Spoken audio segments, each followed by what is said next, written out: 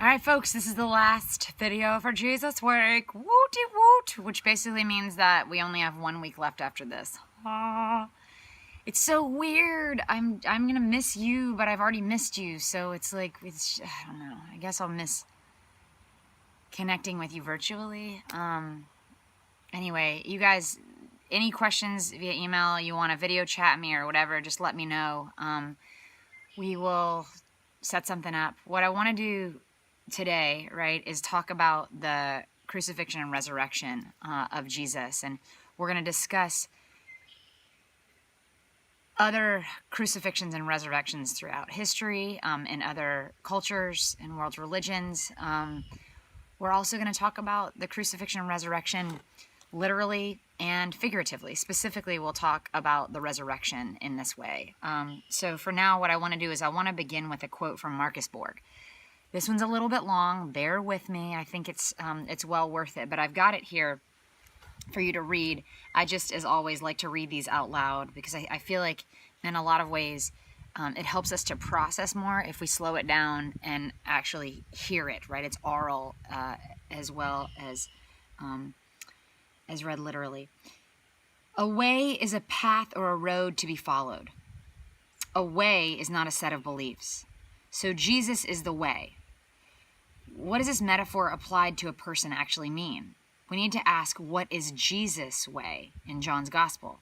Or what is the way which Jesus is? The answer is found in the movement or dynamic of the Gospel as a whole, as well as a single verse. If we look at the Gospel as a whole, we see that from the beginning, Jesus' way leads to death, right? The death is also for John, Jesus' glorification.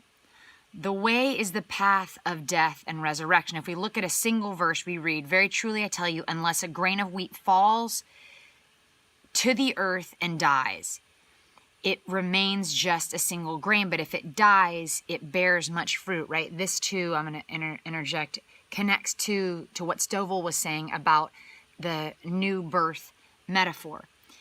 In short, for John, the way or the path of Jesus is the path of death and resurrection, understood as a metaphor for the religious life.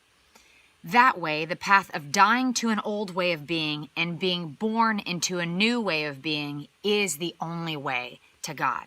The same point is made in a story I heard about a sermon preached by a Hindu professor in a Christian seminary several decades ago. The text for the day included the one-way passage. And about it, he said, the verse is absolutely true. Jesus is the only way. Then he continued, and that way of dying to an old way of being and being born into a new way of being is known in all the religions of the world.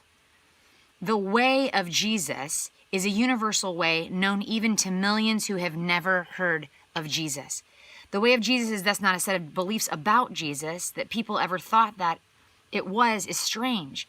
When we think about it, as if one entered a new life by believing certain things to be true, or as if the only people who can be saved are those who know the word Jesus. Thinking that way virtually amounts to salvation by syllables. Rather, the way of Jesus is the way of death and resurrection, the path of transition and transformation from an old way of being into a new way of being. To use the language of incarnation that is so central to John, Jesus incarnates, right? So into flesh, puts into flesh. The way incarnation then means, Jesus incarnates the way. Incarnation means embodiment. Jesus is what the way embodied in a human life looks like. And again, this is Marcus Borg's quote. I want you guys just to think about that, right? In light of what we've been discussing this week, in light of the hero's journey, right? Death, resurrection, in light of spring coming now, right? The fact that we too, as a collective, really as a world right now, are experiencing a tremendous amount of death and scare and crisis, right? Illness, right? Some things are dying. What new can come of this, right? So I want you to briefly reflect on what you noticed in the readings today, right? What different things you found in reading these different accounts of the crucifixion and resurrection. take a moment, reflect on that, right? Hopefully you've already taken notes on that. What I want to do right now, if you'll turn to that next slide, is think about Mark and Mark's ending, right? So this slide entitled Mark Mystery and the original ending. So in the Gospel of Mark, right, even the disciples who forsake everything for Jesus are, interestingly, right, left in awe, wonder, and often utter confusion when they deal with Jesus, right? This is true of the entire book of Mark. They understood throughout the text, they understand throughout Mark, very little of what Jesus is teaching and what he's doing, right? They're often like, right? So Mark then, right, if we think about it in light of that, if we look at Mark a little bit more closely, we realize that Mark originally ended in 16:8, right? So then the Gospel of Mark originally ended right after, right, the Sabbath is over, Mary Magdalene and Mary the mother of James and Salome brought spices so they might go to him, right, very early on the first day of the week. When the sun had risen, they went to the tomb. They'd been saying to one another, who will roll it away? But when they looked up, they saw the stone had already been rolled back. As they entered the tomb, they saw a young man dressed in a white robe sitting on the right side. They were alarmed. But he said to them, do not be alarmed. You're looking for Jesus of Nazareth. He was crucified. He's been raised. He's not here. Look, there's the place where they laid him. But go tell his disciples and Peter that he is going ahead of you to Galilee. There you will see him, just as he told you. So this is said. And then this is how the gospel ends. So they went out and fled from the tomb, for terror and amazement had seized them, and they said nothing to anyone, for they were afraid. That is the original ending of Mark. That's the original ending. Interestingly, right, there was another ending that was added, right? And we're talking centuries later, okay? So we then, and what you'll read in your text, you may not actually see this in yours, right? If you have an NRSV, if you have the Bible that I encourage you guys to get originally, the Oxford's annotated, the study Bible, or if you had the New Interpreter Study Bible that is NRSV, what you'll see is that it'll tell you that this was the original ending, that there's a shorter ending, and all that they had been commanded them, they told briefly to those around Peter, and afterward Jesus himself sent them, right? So that's the shorter ending. And then there's a longer ending. Right? And now then, after he arose on the first day of the week, he appeared to Mary Magdalene, and he goes off, and then he appears to 2 disciples, and then Jesus actually gives the disciples the Great Commission. Why do you think the other endings were added? Just logic, reasoning this out. Why might those other endings have been added centuries later? That's good. Yep. Oh, great point. Yeah, absolutely. I mean, I think any of these could be it. I mean, if you think about it, right, you have the gospel ending, right, and Mark was the original, like the first gospel is written. You have the gospel ending. So they went out and fled from the tomb, for terror and amazement had seized them, and they said nothing to anyone, for they were afraid. If the gospel, right, and this whole story ends in befuddlement and confusion and fear, right, that doesn't give much hope. It also doesn't give much direction. And so what later, right, the church fathers wanted was to sort of guide this text to look a little bit more like the others, right, and to provide Jesus actually coming to them and saying that they needed to go out and continue to make disciples, right? Jesus giving them a commission, right, giving them something to do rather than just this whole thing ending in a giant question mark. Right? But what if we think about that, right? What if Mark wanted to end in a giant question mark? I mean, maybe the point that Mark was trying to make was precisely that Jesus was a mystery, right? This whole thing is a mystery. Faith itself is a mystery, right? Did Jesus actually come and do all these things? Were these legends that were created later, right? We can never know the answers to this, right? By faith, people believe these things, but we don't know for sure. And maybe there's something about this gospel ending in fear and trembling, in questioning, right? In not knowing what to do next. Because maybe even in that crisis, that's where our faith is bolstered, right? In the midst of complete bewilderment and not knowing what to do next, right? That's where we begin to find hope, right? And we begin to remember those teachings or remember the person that was with us, and their memory lives on in us, and then we too are able to continue to go on and find a new way forward, right? Something to think about. So As we look at the Gospels, then, what is important to think about is that the details change in all of them, right? They're never exactly the same.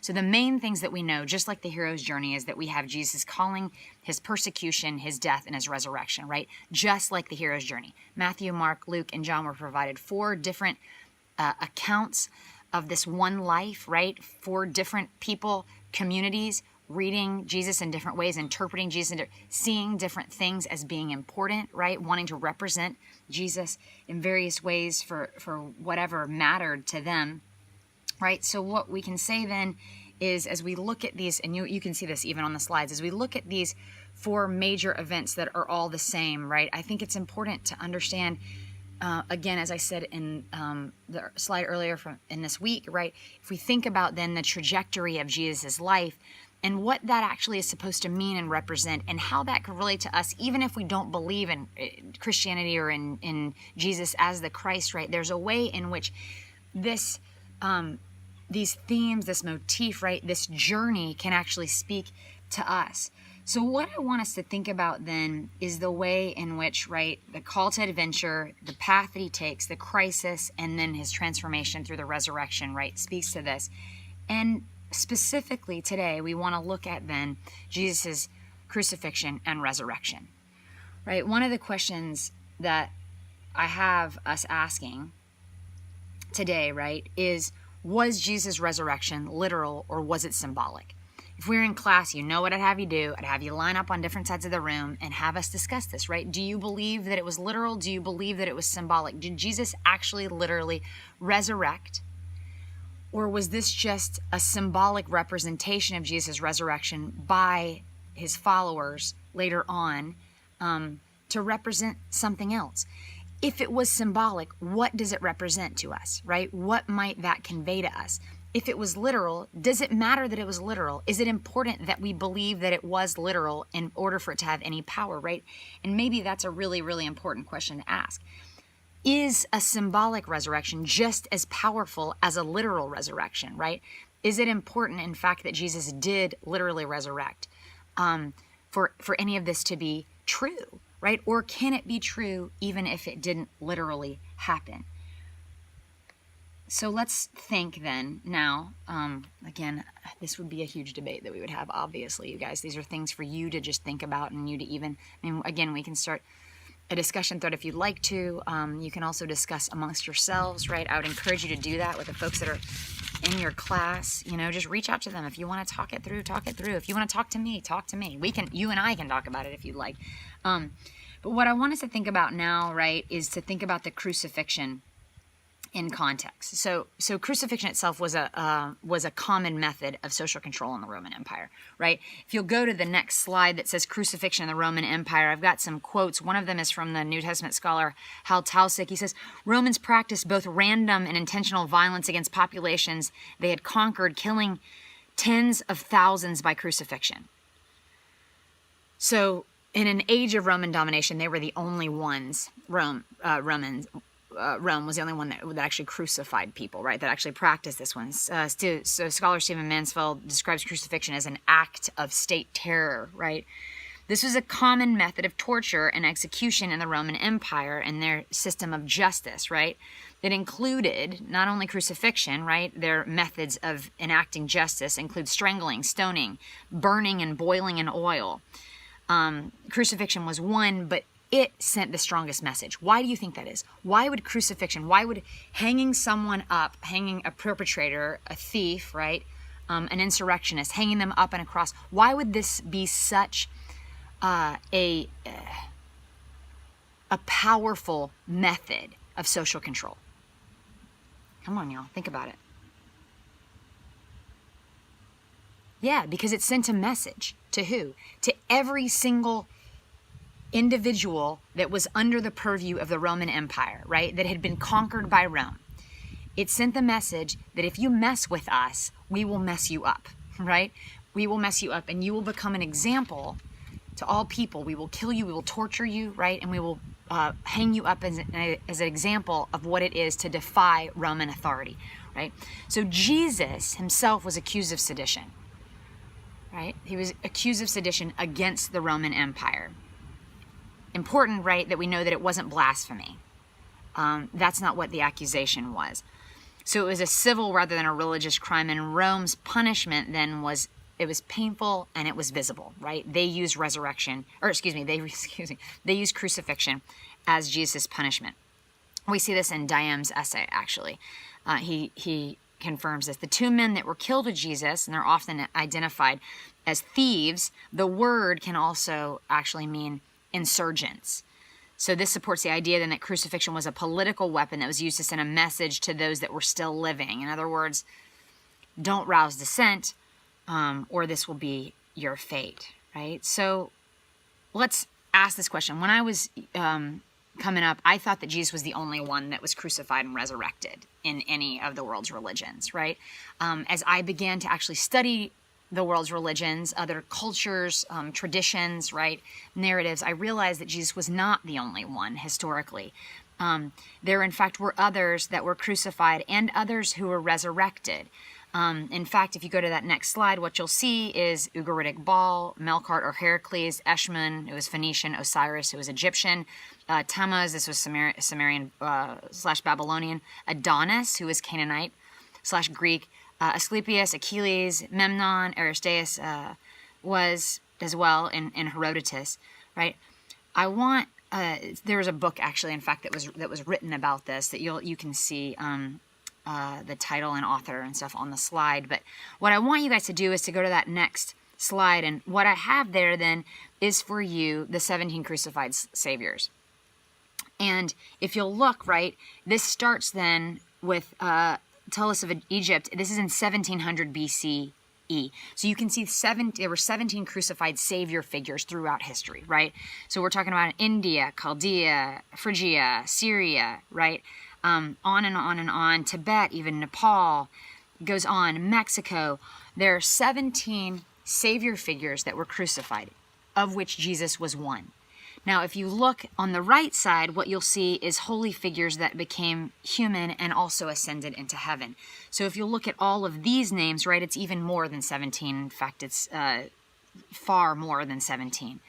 So it's interesting that when we look at other religions and we don't just focus solely on Christianity, what we realize, and we study history and other cultures, what we realize is that Jesus was not the only one. He's not singular in the fact that he was a crucified savior figure, nor is he singular in that he resurrected and ascended into heaven, right? This was a common motif in others of the world's religions. Now, does that mean that Jesus was not important? Absolutely not, right? It just means that there's something larger here in this symbolism of crucifixion, death and resurrection, right? And in the idea of a savior figure across history, right? And maybe a good question would be then, why across time and history has it been so important to have savior figures, or that why have there been so many savior figures throughout time and history? What is important about these figures and about what they do? In fact, maybe that's even more important, is what they do for people, right? What they represent. What is the symbolic valence? What's the importance of these roles and how they affect us as humans, right? What does it say about what we need, right? What we're looking for. At this point, I typically in class show a clip of the Da Vinci Code, and we discuss a theory that's been put out about Jesus and Mary Magdalene. And what I'm going to try to do is access that clip if I can and put it on Canvas for you to watch. It's actually a really interesting clip, but it brings to light a lot of questions. So what I'll do is I'll possibly make another video maybe discussing what is dealt with in that video. For now, however, right, let's think a little bit about what resurrection was and how resurrection functions specifically in Judaism, right? So what you can do is, if you'll take a look at the way in which resurrection was seen, right, it was even the way that Jesus did miracles, and the idea of resurrection was very prominent within apocalyptic movements within Judaism, right? The belief that the end time was coming, resurrection actually accompanied these end time movements and the belief that the end time was close, right? If you think about it, right, Paul, in fact, and we'll read about Paul next week, Paul himself believed that history was rushing toward this imminent end, right, and this messianic climax where the dead would rise. One of the things that Paul says is, listen, if you have burning desire and you really need to do it, get married, right? But if not, don't get married. Don't bog yourself down in the cares of married life, right? Go ahead and be single and devote yourself purely to God and to studying the scriptures, right? So it's interesting, what you'll notice at the bottom of this slide, right, is that we don't even know if Paul actually believed in a bodily resurrection or if he only believed in a spiritual resurrection. It's not clear from reading Paul's writings whether he even believed that resurrection was a literal thing or if it was a spiritual, or I should say bodily, versus a spiritual thing. So if you'll look at that next slide, what you'll notice then is the way in which resurrection was seen in other ancient texts, right? The first century, some Jews believed that the eschaton, the end time, the Messiah's appearance were at hand. So they believed there were signs, right? Those signs would be that this particular individual can work wonders, right? Can do miracles, and also resurrection, right? And that person would resurrect, but also that they could resurrect others. So Jesus then sort of would have been seen as one of these types of messianic figures. So within early Judaism, scholars often stress two different strands. There's those who believe in and stress resurrection, and then those who emphasize wisdom, right? And so it looks kind of like Jesus sort of is an amalgam of both, right? That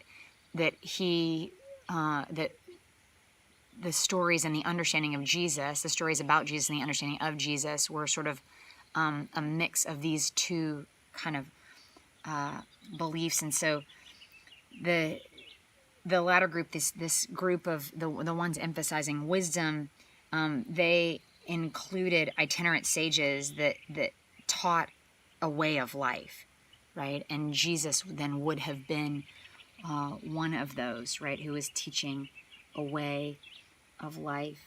Give me 1 second, you guys. I want to see if there's